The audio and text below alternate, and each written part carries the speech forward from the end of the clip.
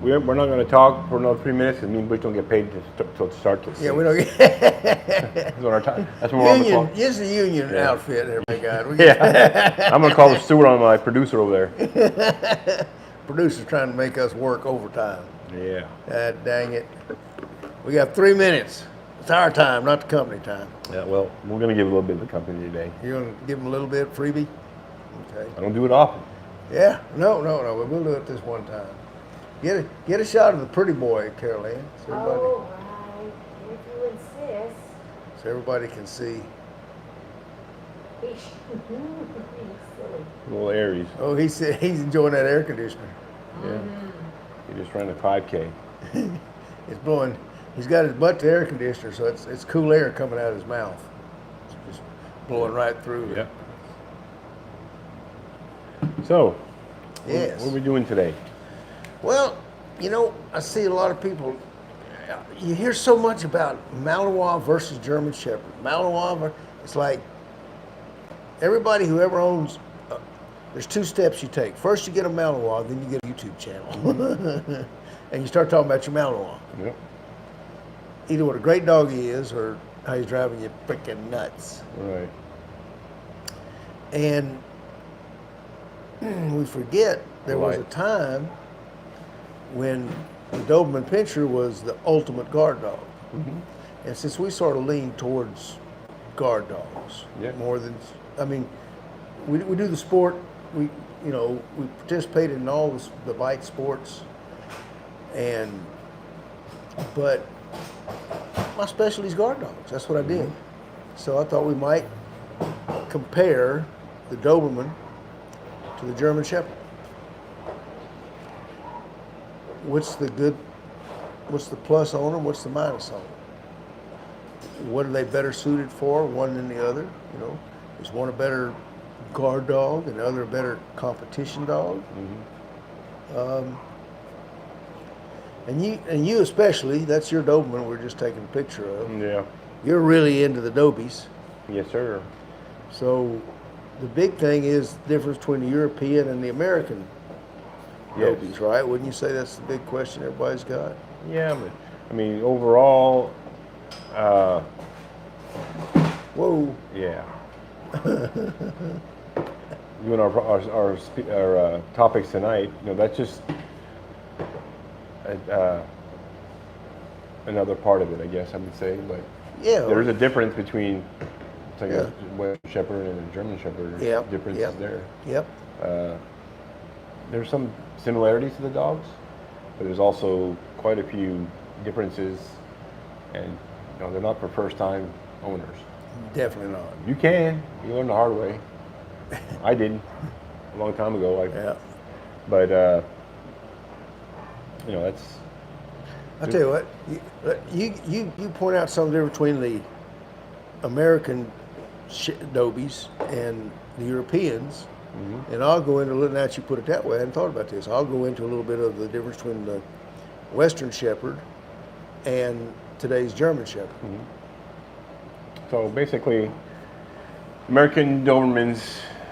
One thing is their body build. You can tell an American Doberman by the size of its head. It's just leaner, tighter. The neck is longer drape, and it's more defined. They're Right. slimmer dogs, and they're about, they go from, the males usually are 26, 27 inches, 26 inches at the withers. 26. Females are about 25, and they range from 85 pounds, the males, 75, 85, and 65 to 70 pounds on the females. Right. Your Europeans have bigger heads, more intergine neck, slimmer. They're bigger chests. They're 28 to 30 inches at the withers, anywhere from 80 to 105 pounds. And the females are 28 inches at the withers, anywhere from 70 to 80 pounds, 70, 85 pounds. That's the breed standard, basically. You got some that are bigger and some that are smaller, but looking for a family dog, American is a better family dog, in my opinion.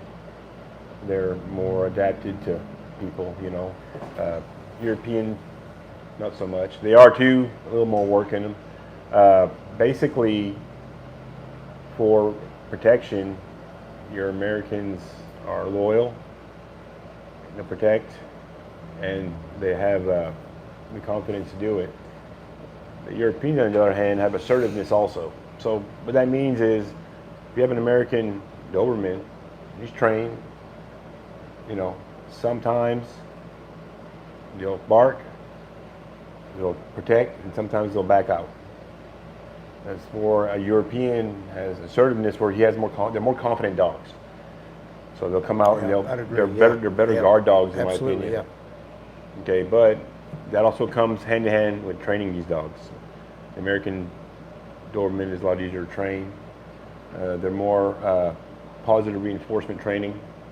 They're more adapted to that than direct prime orders given to them, and they're a lot easier to train. Right.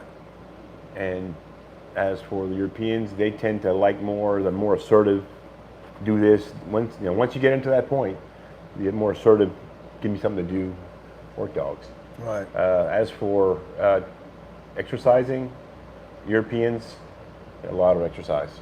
You got to be an active person. You can't get a working dog like a European and basically just leave them in the kennel 9 hours a day and go to work. That's not going to work. Americans don't need as much exercise as the Europeans do. So, activity-wise. Right. The Euros always want something to do. Always, they're both great dogs, but there are some slight differences like that. The characteristics are great dogs. The American is more of a Velcro dog than the European. He's more likely to share the space with you. So basically, if you're on the couch and you come up to him and snuggle up, the dog usually don't mind. They're more adapted to that. Euros do it too, but they're a little more solo, individualistic dogs. They like their space for themselves. Like if you sleep in the bed, your Euro will take your whole bed up and you'll have a corner of the bed. As for an American, in my experience, they'll be right up on top of you. They don't mind sharing their space. Right. But That's the difference. yeah, there's some other things, court qualities, but overall, that's about it. And if you want a bigger dog, that's if you're looking for more of a protection base or guard dog, I'd prefer the European over the American. And in the guard dog company, I had, I guess over the years, I had dozens of Dobies. The Americans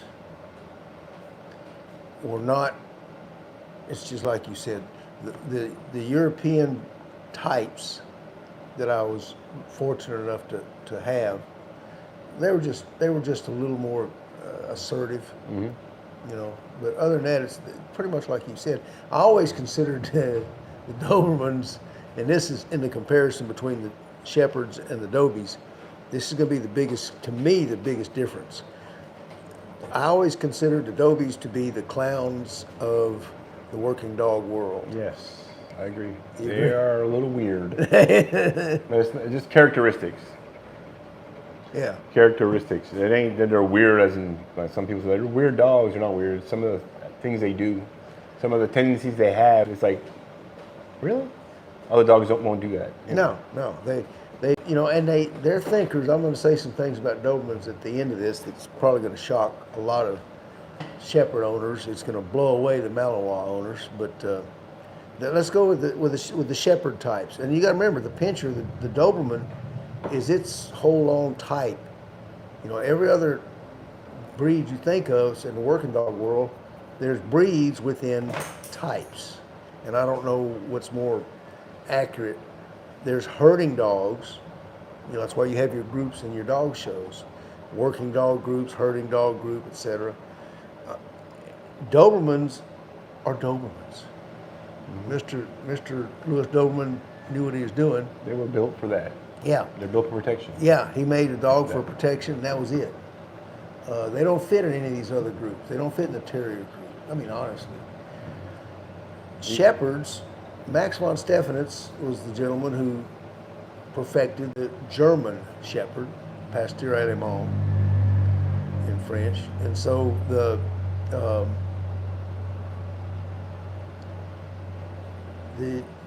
while we're on this, let's go. I got a little trivia question for everybody. Then we'll get back to the. Okay, trivia time. So- It's been a while, so let's do a trivia question. Yeah. But this one we're going to do a little different. Instead of giving everybody a week, because this is something you can look up, and that's what somebody's going to do. We're going to have our. Can you zero in on our our bumper sticker. This is for the first person who gets it right. Okay. And the first is two-parter. The first part of the question is, which is the older breed? The German Shepherd or the Doberman Pinscher? The second part, and that's, you get this great bumper sticker, you can put it on your window. I have them on the office windows. The second part of the question is, what year was each breed recognized? Can I put this in my truck real quick? So, the difference between in the Shepherd breeds, I guess you could say I started what Louis Doberman did with his pinchers is what I was trying to do sort of with my Shepherds. Except I had a roadmap that he didn't have. I had records showing Max von Steffens, the man who perfected the German Shepherd. I also had the records of the Martinez brothers from Argentina. The only other people I know of to create a breed in modern times, and that was the Argentine Doggo. So I had some roadmaps to follow. That helped a lot. The biggest difference is what I was trying to do was recreate the German Shepherd as the Alsatian, excuse me, in German. The Alsatian, I wanted to recreate it to the same standard that Max von Steffens had when he originally created that dog. The differences between the European and the the Western and the German Shepherd are real simple. And when I refer to German Shepherd, and throughout this talk tonight, when we say German Shepherd, I'm speaking of European working line Shepherds. You can also include some of the German show lines, but And while he's saying that, it ain't the West German Shepherd. The people are going to ask me about that and say there is a West German Shepherd. yes, It's a Western Shepherd. yep, Yeah. thank you. It's a Western Shepherd, and the big difference is that I don't refer to the AKC German Shepherds as German Shepherds. Their show line German Shepherds are the reason I started breeding to recreate the German Shepherd into the Western Shepherd. I'm not going to say anything else about it except that any reference to German Shepherds from me or this video is going to be referring to working line Shepherds, generally from Germany, Czech, Poland, France. France breeds some good dogs. Denmark. So now we got that straight. What's going to be the big difference? The Western Shepherd is going to be a much more handler-oriented dog. It's the working line Shepherds are going to be much more driven.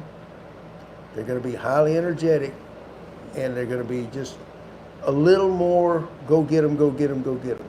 The Western Shepherd is a dog that can turn on at 100 miles an hour at full speed, but it's also a more laid-back dog. Of course, the big difference that people see now, the thing I was breeding for was perfect hips, perfect structure. Athletically, I'm going to give a nod to the Western Shepherd because, we have dogs 10 years old that we can clock at 35, 38 miles an hour. There's a whole lot of the working line Shepherds that can never run that fast. Size-wise, the Western Shepherd is going to be larger. The working German Shepherds, kind of like the Dobermans, are going to be in the 80 to 90 pound range, whereas our Western Shepherd males are going to run anywhere from 90 to 108, 100, Bart's 112. And at that weight, they're going to be moving as fast or faster. Yeah. Yeah. We've clocked them. Yeah. And big boys can get along. Yeah, they can move it. So athletically, we may have just a little bit of an edge over the working line German Shepherds. Even for dog diving and agility, they're good. and their muscle structure, the way their hips are built and their muscle tone of these dogs, It works. it works. It really works. Yeah. And if we, when you go to compare, and of course the big difference is the Western Shepherd doesn't have an undercoat, so you cut your shedding by about 70%. Oh yeah. But let's go to Doberman versus Shepherds. So we were talking about biting and everything and guard dogs. What do you think the advantage of the Doberman is as a guard dog, Mr. Sinclair? Well, one, that's what they're built for. Two, in my opinion, they're probably the hardest biting breed out there, as per muzzle per square inch. And there's a big old debate about it.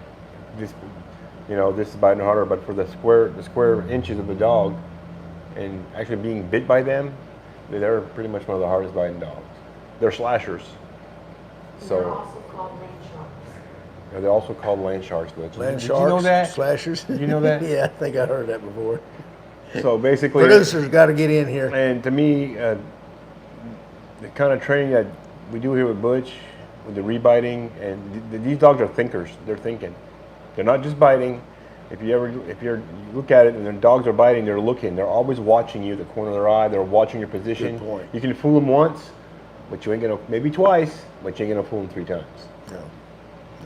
I mean, so capable, very stealthy, and to me, you build a bond with that dog. They're fearless, but they're probably, in my book, probably one of the top dogs out there. I have no doubt. I'm gonna go with it. Okay, well. But I'm saying though, as for to train these dogs, they're not for a one thing. When you come to buy work and stuff, it takes a little more time with them. Instead of only taking, like with a Western Shepherd, it may take 2 hits. It might take a Doberman 3 Right, the first time out. right. I'm making a joke right there. You know. Yeah, I know. Yes, 3. Yes, I got it. I know you did. So so this is my take from actually having Dobermans that have stopped people on the streets. The hardest biting, I think that's of course, whenever you measure a dog's bite, like I've seen the National Geographic had some guys do something with, I forget, they had a Rottweiler, a Bulldog, maybe a German Shepherd, maybe, I forget, but they had a 3rd or 4th dog. And they gave it all to I think the Bulldog had the hardest bite. Mm-hmm. Pounds per square inch, right? That's what we're always talking about, pounds per square inch. Jaw power's just crushing. Well, if you go pounds per square inch, and these numbers I'm not saying are accurate, but I'm just going to give them as an example. The sour muzzled, short muzzled bulldog types and the shorter muzzled Rotties always considered the most pressure per square inch. Mm-hmm. If I'm remembering right, and remember, when they're getting these dogs to bite these sleeves that have these measuring devices inside, they don't know if that dog's biting as hard as he can really bite or not. The dog may be just, not that interested.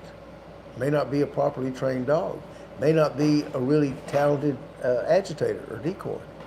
So, is he really biting, giving it all he's got? We don't know, but I can tell you this much. They generally come up with pit bulls, short muzzle, with like 100 pounds per square inch, right? And Dobermans and German Shepherds, the longer muzzle dogs, they will say that they have 60, 70 pounds per square inch. So therefore, the pit bull, the bulldog, the Rottweiler, and I know it's supposed to be Adobe German Shepherd, but we're going to branch out here a little bit.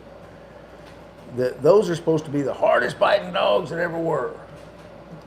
But here's what people are not thinking about. And you look at geometry, the mathematics of the bite. Yes, the American Bulldog's biting 100 pounds per square inch. And his muzzle, top and bottom, sticking out this far. He's going to have, again, don't hold me to these figures. I'm just throwing something out there.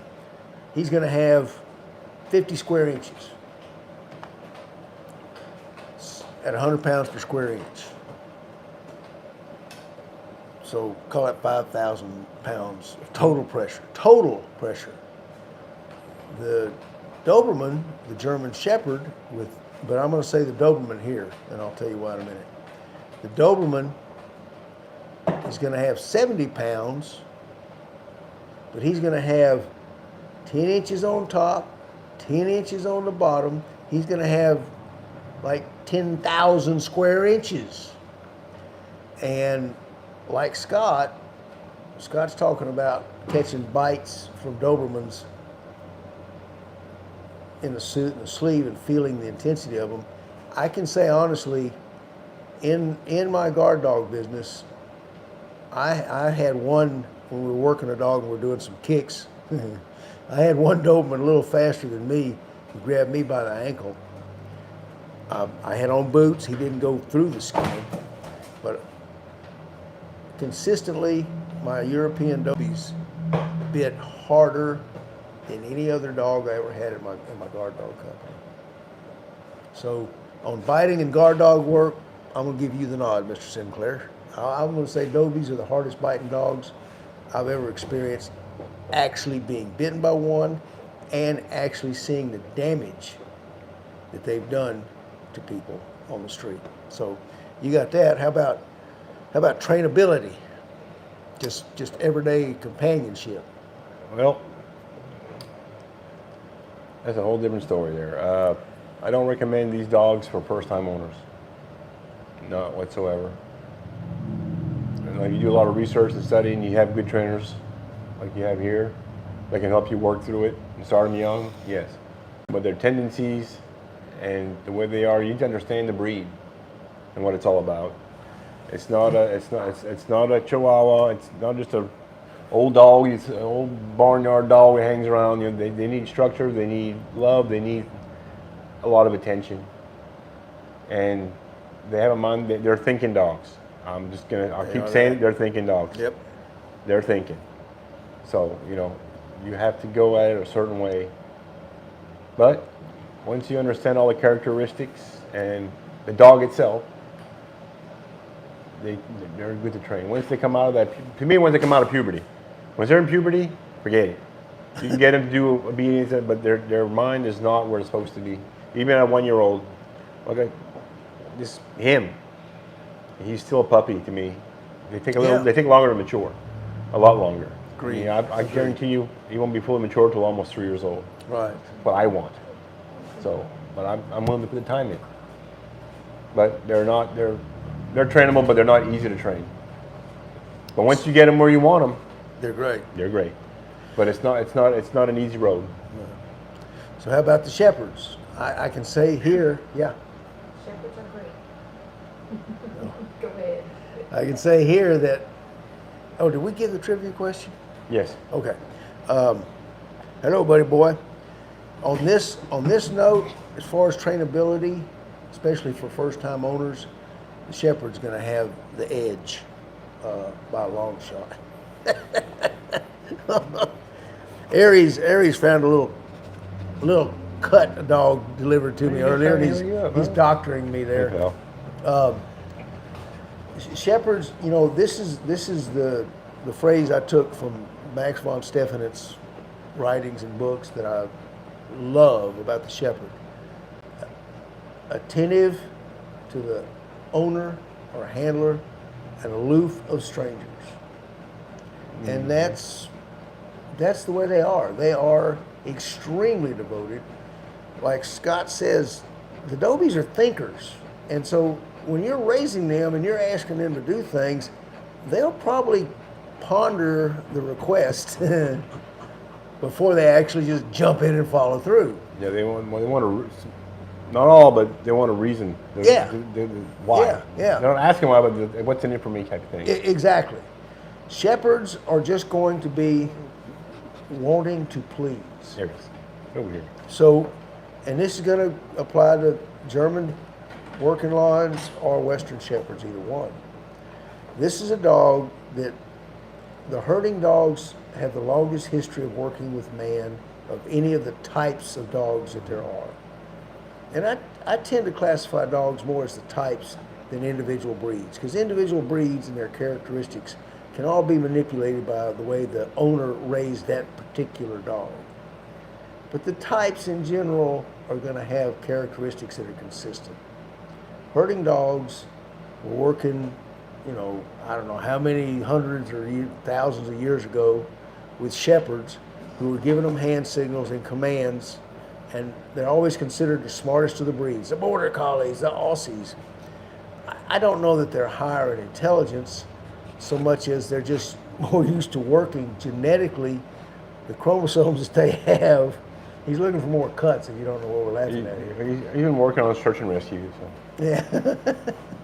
So I think the herding dogs are more, and the chromosomes that they have in their body are carrying more understanding and more willingness to deal with humans than any of the other types of dogs. And the Western Shepherd and the German Shepherd are going to fall into that group. So as far as better for first-time owners, easier to train. we'll have to go with the German Shepherd, I think, or Western Shepherd. I've got a Western Shepherd in my house too, so I got them both at the house, and That's the way it is. he's awesome. Yeah. But he's like him. You don't gotta show him. And another thing is, you don't gotta show these dogs more than a couple times. They get it, and they're pretty much balanced on that. They understand what you want. They get it. They know Yep. it. You show them a cord once, twice, You got it. you got it. And it's the harder things, the real hard, like the tucking in. What do you call that? You're doing the covers, Tuck. the cover, Cover. not the tucking, Cover. all that bullshit. Cover, No, yeah. the cover, Yeah. protection work. you Yeah, know. yeah. The cover, the heel, the guards. It's their. That's. I mean, it takes time to train that. And his development, as opposed to his.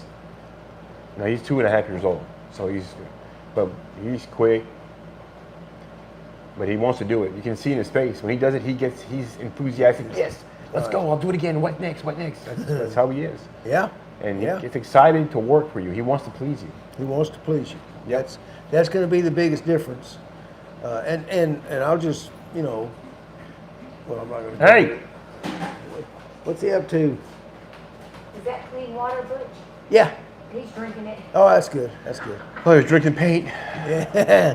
So, if you're looking for a competition dog, I don't care what the competition is. I don't care if it's agility or I don't know what they call it Schützen these days. It's got different IPO. names. IB. IPO. No, they changed it to IB something now. I'm going to IPO. Yeah, or French Ring, or K9 Pro Sports, or AKC Obedience. AKC,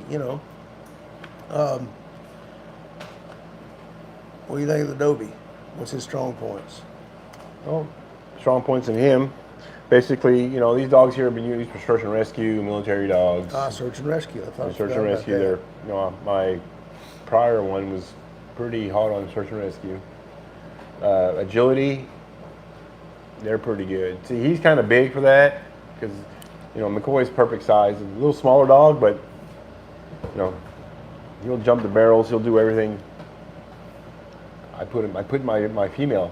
She's the one more built for the agility. Right. And she's about what, 75 pounds, Carol? Yeah, she's 75, Yeah, she's- 25 inches tall. She's a little smaller, but she's very nimble and very quick. So you're comparing two different dogs here, but even him, he's fast. But I'm thinking agility, very good. Protection, very good. Ring sport, Schützen, very good. Very good. Yeah. I faced off against his grandfather in a Schützen trial we had out here that one time. On the barks and holds and everything else, and let me tell you what, I'll make a believer out of you. Yeah, and of course, IBG, I think they call it now, or originally Schützen, was actually started, my understandings of it, I haven't verified this, but I'm pretty sure I've heard it in enough different places, I think it's legit. It was actually started by Max von Stephanitz as a breed certification system for his Alsatians, his Pasteur Allemand, what we call a German Shepherd. And the dogs have to pass those tests before you breed them. So obviously, the competitions lean towards Shepherd dogs.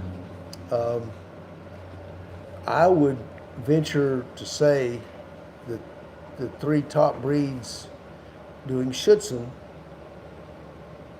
which I think judges are going to always go to a larger dog. So don't get mad at me, you Malinois breeders. But the three breeds I've seen consistently do the most really over-the-top impressiveness have been obviously working line German Shepherds, Dobermans. I've seen some Dobermans. I mean, they'll hit in that courage test, and you can hear the pop when they hit that sleeve a half a mile away. And believe it or not, the third most impressive one I've ever seen in the Schutzen trial is a giant Schnauzer. Yeah. But it's not part of this conversation, but I had to put a plug in for the Giants. They're impressive. Yeah. There's a question. So he's asking, you mentioned Mullins Bubba as being the hardest fighting dog. Is this true?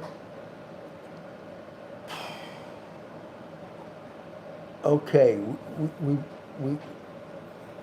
It's a great question. Mullins Bubba was an athlete. Mullins Bubba was a freak, like my Black Bart is. He was a freak in the same way, to give you an idea of the degree of exceptionality that I believe Mullins Bubba had, my Black Bart has.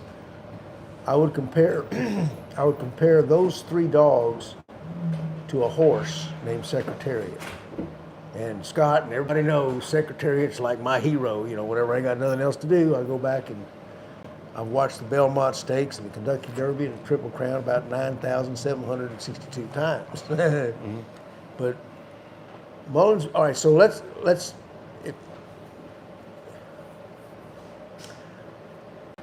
Mullins Bubba, when he hit you, he'd slam you to the ground so damn fast and hard that you didn't have time to consider how hard the bite was. All you knew was your head hurt, your back hurt, your butt hurt, and if you didn't get moving pretty quick, you were going to be short a major part of your scalp.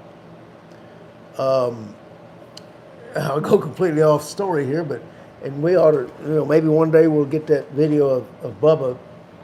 First time we ever seen him. First time I ever seen anybody in a suit. I'd done bite work with him, and that was it. And I took off on a short run, and this dog jerked me on my back side. Not supposed to work that way. They're supposed to hit you and knock you down. Bubba had his own unique fighting style. This dog was 130 pounds, and he jumped as high as my shoulder and came down on me. I mean, this 130 pounds. The dog was phenomenal.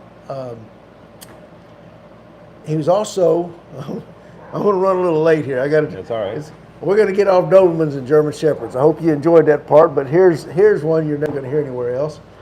Mullins Bubba was also one of the best language teachers I ever ran across. Mm-hmm. This dog had an ability to teach English that I've never seen in another dog. And here's what I mean.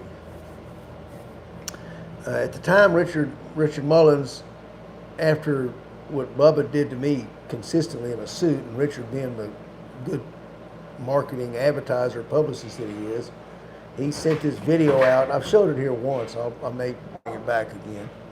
He sent out this video to everybody. Anytime he said Mullins Bubba, he called him, he'd send it out. This is the video of Bubba jerking me on my butt and then trying to remove my head, literally. And so Richard issued this little deal. He was going to, I don't know,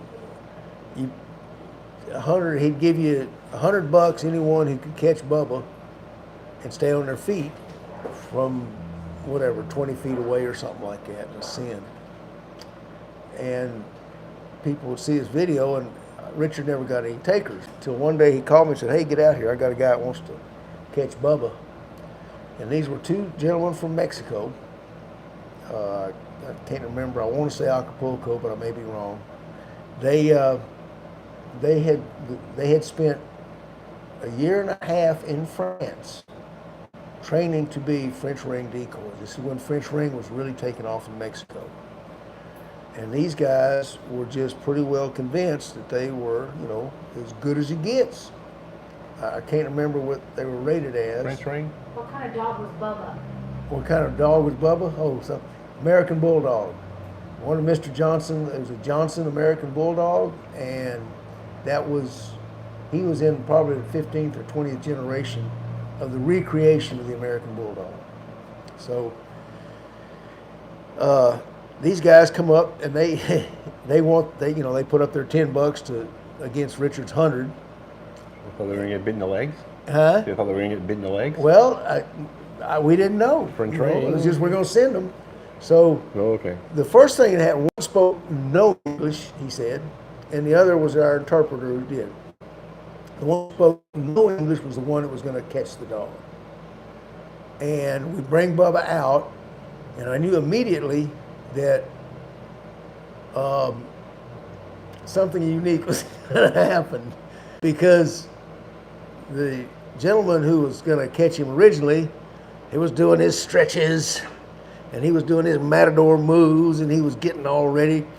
And Bubba walked out from around the corner, and he froze. And he said something to the interpreting guy who said, his head is so big. Because Bubba had a head, let me tell you. Bubba had a head with a mouthful of teeth. So, anyway, shorten his tail. The matador guy, he said, can we just catch him one time on a leash? And I'll just make a pass and give him, And Richard said, sure.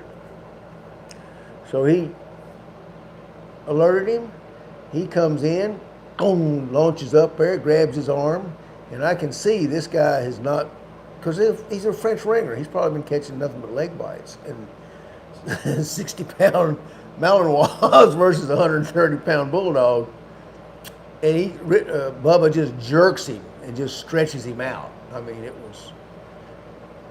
was child's play for Bubba, put it that way. Richard outed him, and the guy's talking, and he says, maybe I don't want to do the sin. And he says, but can you just turn him loose like, it was like a little more than leash length. And just because I want to fit it, because he didn't film the first one. He wanted pictures of him catching Mullins Bubba. So, Richard agreed, sure. He looked at me and said that. I said, yeah, send him. So just as I suspected, from 10 feet away, on a stationary target, not a running man, Richard said, sick him. Bubba took 2 strides, hit that, and this old boy was like right about 5'10", 5'11". He's a tall guy. He hits him, and this guy is slammed to the ground. Bubba had this unique way of which I learned later was why he could always fool everybody. He hit, and then he would swing his body past you, and that huge head would just pop back. The way they take care of hogs and wild animals. I guess it's an instinctual thing. And when he popped that big old giant head back, you were going down. And this guy, who spoke no English, he's from Acapulco, Mexico, spoke French, been to France, spoke 0 English, hits the ground. He was wearing some wire rim round glasses. His old head hit the ground like Bubba had everybody do. The glasses pops off his head, rolls in the dirt, and all of a sudden, in really good English, that's Bubba. There he is. Yeah, somebody looked him up. Me. Oh, you did. All of a sudden, in very clear English, this man who spoke no English says, "Get him off! Get him off!" And I told Mr. Mullins, you got the only English teaching dog I've ever met. Yep. Because he sure taught that boy how to speak English. Anyway, we're running a little bit late. A little late, yeah. That's a good story there. Yeah, if you're interested, go look up Mullins Bubba, and there's some I forget what that video is titled. That on YouTube. There's a video of me, Bubba's first encounter. You can see me at maybe not my best. You want me to show them this picture Show who what picture? on the live thing? I'm gonna pop this in here. Oh, okay. So they can see him. Yeah, we'll show you a picture of Bubba. Perfect. There we go. So, Get old. a little summary before we go. Overall, to me, they both got their good characteristics, Yeah. and they're both very different dogs. But as for bite work and learning how to bite, and they're both pretty. To me, both, I'm not going to pick one over the other. Doberman's a harder biter. A Shepherd's probably more versatile as far as fighting styles because Yeah. Dobermans tend to think of their own way to do the fight. Yeah. Yeah. But yeah, The Shepherd will listen to his trainer a little bit better. In a fight, he'll Yeah. follow his training methods. what do Dobie you, will. what do you think about it, huh? What do you think? Really? But anyway, we hope. Oh, no one ever answered our trivia question, did they? No, I didn't have an answer on here, but of course, you know, Second Wind got the answer. He knows where we're at. Second Lynn got it. He answered. Yeah. What did he say? Well, he said Dobie's 1890, German Shepherd's 1899. He's dead on. Now, 18. Let me clarify. A lot of people don't realize this.